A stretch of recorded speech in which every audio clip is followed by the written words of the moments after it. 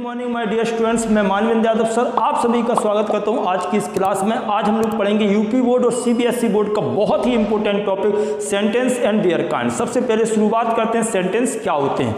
तो यहाँ पर आप देख रहे हैं सेंटेंस एंड देयर काइंड्स में हमने दो सेंटेंस लिखे हैं। Rohit is my friend, Rohit मेरा मित्र है। ये क्या है? सेंटेंस है। आप सेंटेंस किसे कहते हैं इसको भी हम समझेंगे। यहाँ लिखा था टीचर टीचेज अस, टीचर हमें पढ़ाता है। ये भी क्या है? आपने कह तो दिया सेंटेंस है, लेकिन सेंटेंस होता क्या है इस चीज को समझिए। सेंटेंस क्या होता है? A group of words which makes complete sense और मीनिंग। ग्रुप ऑफ वर्ड्स यानी कि शब्दों का वह समूह जो कि मेक बनाता है क्या? कंप्लीट सेंस और मीनिंग। शब्दों का वह समूह जो हमें कंप्लीट सेंस और कंप्लीट मीनिंग देता है उसको कहते हैं सेंटेंस।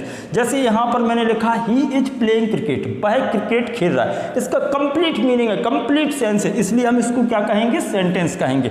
अब सेंटेंस के साथ साथ एक बात आती है फिर, जिसका कंप्लीट मीनिंग ना हो उसे सर क्या कहेंगे? तो उसके लिए बात आती है फ्रेज। फ्रेज क्या होता है? A group of words which does not make. इसी के साथ में आपने क्या जोड़ दिया? Does not make. मतलब अगर एक बार चीज समझ में आ जाए तो दूसरा हमें पक्ष बताने में कोई दिक्कत नहीं। A group of words which does not make complete sense और मीनिंग, यानी कि एक शब्दों का वह समूह, वह ग्रुप ऑफ वर्ड जो मीनिंग को कंप्लीट नहीं बताता है और सेंस को कंप्लीट नहीं बताता, उसको हम बोलते हैं फ्रेज। तो गाइस आपको समझ में आ गया होगा सेंटेंस और फ्रेज में डिफरेंस क्या है। ऐसा ग्रुप ऑफ वर्ड जो कि सेंस को, मीनिंग को कंप्लीट बनाता है, कंप्लीट देता है, उसको हम बोलते हैं सेंटेंस। और ऐसा ग्रुप ऑफ वर्ड जिसका मीनिंग और जिसका सेंस कंप्लीट ना हो उसको हम बोलते हैं फ्रेज। जैसे मैंने कहा राम एंड श्याम। अब ये तो पता नहीं चल रहा है राम श्याम क्या है। राम श्याम दो भाई हैं, दोस्त हैं, क्या है ये चीज क्लियर नहीं हो रही, तो इसको ही हम बोलेंगे फ्रेज। ये सेंटेंस नहीं हो सकता। यहाँ लिखा इज अ डॉक्टर, अब कौन डॉक्टर है, क्या है, ये तो कुछ पता नहीं चल रहा, तो इसको हम बोलेंगे फ्रेज। इसी टॉपिक के अंतर्गत हम लोग पढ़ रहे हैं सेंटेंस एंड देयर काइंड्स में। हमें ये समझना है कि सेंटेंस के कितने पार्ट्स होते हैं। सेंटेंस के दो पार्ट हैं, सब्जेक्ट और प्रेडिकेट। सब्जेक्ट के भी दो पार्ट हैं, क्वालिफायर और मेन वर्ड। यानी कि जब सब्जेक्ट के अंतर्गत, जब सेंटेंस में ऐसा कोई शब्द लिखा होगा जिसके पहले कोई चीज है, तो एक होगा मेन वर्ड और एक होगा क्वालिफायर। इसको अभी हम एग्जांपल से समझ लेंगे। अब क्वालिफायर के तीन पार्ट होते हैं, डिटरमिनर, एडजेक्टिव और एडजेक्टिबल फ्रेज। इतनी बात हो गई। यानी कि सब्जेक्ट के दो पार्ट हैं, क्वालिफायर, मेन वर्ड, और क्वालिफायर में डिटरमिनर, एडजेक्टिव और एडजेक्टिबल फ्रेज। सब्जेक्ट के बाद का जो पार्ट है, सब्जेक्ट को छोड़ करके पूरा का पूरा पार्ट क्या होता है? प्रेडिकेट। इसको आप यहां देख लीजिए। जैसे ये सेंटेंस में रोहित क्या है? रोहित इस सेंटेंस में सब्जेक्ट होगा। अब इस सब्जेक्ट को छोड़ करके पूरा का पूरा पार्ट भाई साहब क्या होगा? ये पूरा का पूरा पार्ट प्रेडिकेट होगा। अब यहाँ पर अगर हम देखें, यहाँ टीचर आया, टीचर इसमें हो गया हमारा मेन वर्ड। अब ये दा क्या है? तो दा यहाँ पर इसके मुताबिक क्या होगा? क्वालिफायर होगा। ये दा यहाँ पर आपका होगा क्वालिफायर।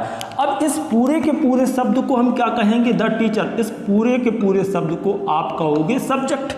और यहाँ ये लिखा है जो टीचर्स टीचेज अस, ये हमारा हो गया प्रेडिकेट। यानी कि सब्जेक्ट के अंतर्गत दो, सब्जेक्ट के दो पार्ट हैं, क्वालिफायर और मेन वर्ड। तो इसमें हमें क्वालिफायर और मेन वर्ड मिल गया। मेन वर्ड ये है, क्वालिफायर ये है। इसमें क्वालिफायर था ही नहीं तो ये सब्जेक्ट हो गया और रिमेन पार्ट पूरा प्रेडिकेट, यानी कि सब्जेक्ट को छोड़ करके पूरा भाग प्रेडिकेट। इसमें मेन वर्ड मिला और ये द हमारा क्वालिफायर है, ये आर्टिकल है। इसी को लोग डिटरमिनर कहते हैं। इसको मैं आपको आगे बताऊंगा। और यहाँ द टीचर को छोड़ करके पूरा का पूरा भाग जो भी लिखा है वो प्रेडिकेट हो गया। तो क्वालिफायर के अंतर्गत डिटरमिनर, एडजेक्टिव और एडजेक्टिवल फ्रेज आएगा। अब बात करते हैं प्रेडिकेट। प्रेडिकेट के अंतर्गत क्या है भाई? प्रेडिकेट के तीन पार्ट हैं। प्रेडिकेट के अंतर्गत वर्ब आती है, ऑब्जेक्ट आता है और कॉम्प्लीमेंट आता। अब वर्ब के भी दो पार्ट हैं, हेल्पिंग वर्ब और मेन वर्ब। वर्ब की दो पार्ट होते हैं, हेल्पिंग वर्ब और मेन वर्ब, यानी कि वर्ब दो प्रकार की हुई। ऑब्जेक्ट के भी दो भाग होते हैं, एक डायरेक्ट ऑब्जेक्ट होता, एक इनडायरेक्ट ऑब्जेक्ट होता। अब आप कहोगे सर ये आपने कौन सी नई बात बता दी, मैंने तो अभी तक यही पढ़ा था, लिविंग नॉन लिविंग ऑब्जेक्ट होता। भाई साहब इसको अभी हम डिस्क्राइब करेंगे, इसको अभी समझाएंगे। फिर कॉम्प्लीमेंट, ये भाई कौन सी बात आ गई? कॉम्प्लीमेंट के भी दो भाग हैं, सब्जेक्ट कॉम्प्लीमेंट और ऑब्जेक्ट कॉम्प्लीमेंट। पहले हम बात कर लेते हैं सेंटेंस में सब्जेक्ट पार्ट की। सबसे पहले हम सब्जेक्ट वाले पार्ट को समझते हैं और बेहतर तरीके से, बहुत अच्छे से, क्वालिफायर क्या है, मेन वर्ड क्या है, डिटरमिनर क्या है, एडजेक्टिव क्या है, एडजेक्टिवल फ्रेज क्या है, ये सब स्टूडेंट्स, अब हम लोग समझते हैं पार्ट्स ऑफ सब्जेक्ट। और सबसे पहले देखते हैं पार्ट्स ऑफ सब्जेक्ट में सेंटेंस लिखा माय फादर कॉल्ड मी। इस चीज को मैं बता चुका हूं, फादर क्या होगा, उसके मुताबिक ये फादर होगा हमारा मेन वर्ड, और माय अब क्या होगा, यानी कि अगर मेन वर्ड के पहले एक ही शब्द है। इस बात को बहुत ध्यान से समझो, क्योंकि नहीं तो टीचर्स आपको कंफ्यूज करेंगे। बहुत सारे यूट्यूब पर वीडियो डले हैं जो आपको बहुत कंफ्यूज करेंगे। अगर मेन वर्ड के पहले एक ही शब्द है तो वो कुछ भी हो, आप उसको क्वालिफायर बोल देना, क्योंकि ये माय फादर को ही तो क्वालिफाई कर रहा है। ये कह रहा मेरे पप्पा हैं। भाई साहब, अगर मेरे पप्पा हैं तो वो मेरे ही है, किसी और के नहीं हो सकते। तो ये होगा हमारा ये, और यहाँ से यहाँ तक का ये पूरा पार्ट क्या कहलाएगा, सेंटेंस में सब्जेक्ट हो गया। कॉल्ड मी क्या हो गया, ये पूरा सब्जेक्ट को छोड़ करके पूरा पार्ट हमारा होगा प्रेडिकेट। फिर अब यहाँ पर देखें, अगर इस सेंटेंस में अगर हम देखें तो गर्ल होगा हमारा, ये जो गर्ल लिखा है ये मेन वर्ड होगा।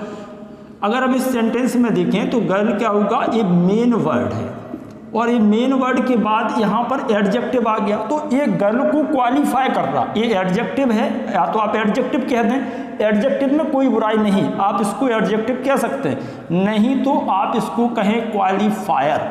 और अब ये देखो, मेन वर्ड के पहले दो शब्द हैं, तो इसमें जो पहला शब्द है यहाँ पर ये डिटरमिनर है। कौन सा डिटरमिनर है, ये हम आपको अभी समझाएंगे डिटरमिनर के पार्ट में।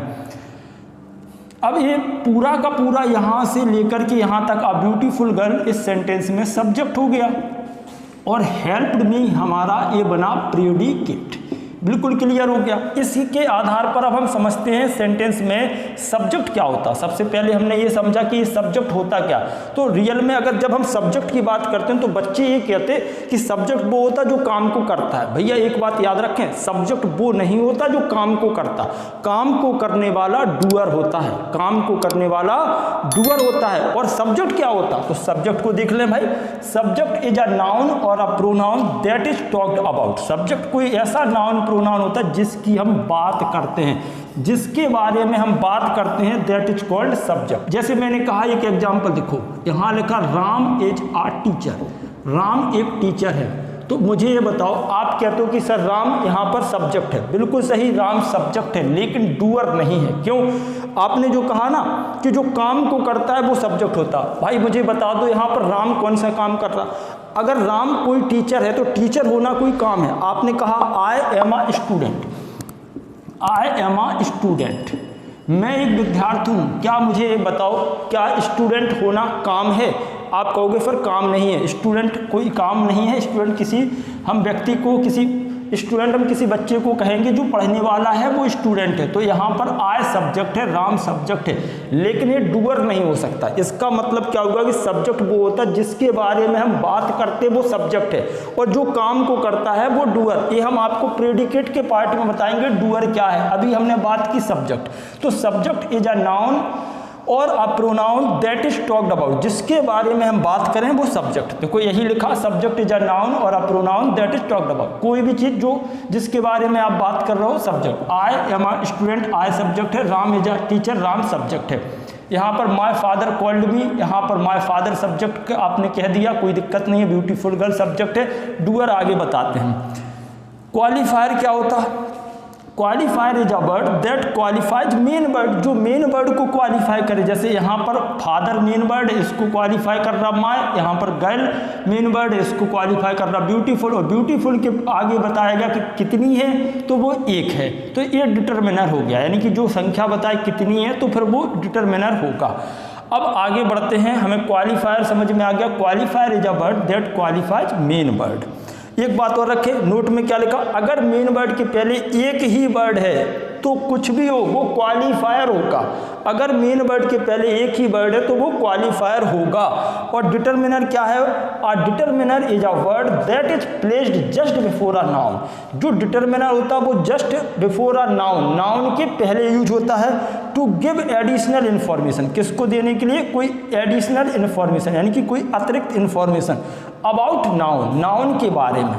अब यहाँ पर एक दिक्कत आ गई। जैसे अगर आप इस एग्जाम्पल को देखेंगे तो ब्यूटीफुल के पहले हमने डिटरमिनर, यहाँ ब्यूटीफुल एडजेक्टिव है और एडजेक्टिव के पहले यहाँ पर डिटरमिनर यूज हो रहा, लेकिन है गर्ल की ही तो बात कर रहा। गर्ल है, ब्यूटीफुल है, और वो ब्यूटीफुल है, और लड़की कितनी है? एक। तो ये ये एक गर्ल के बारे में तो ही बात बताया कि आ ब्यूटीफुल गर्ल, एक सुंदर लड़की ने, तो लड़की कितनी है, एक। ये नाउन के बारे में ही बात कर रहा। आगे हम डिटर्मिनर की टाइप समझते हैं और चीज़ों को डिस्क्राइब करते हैं।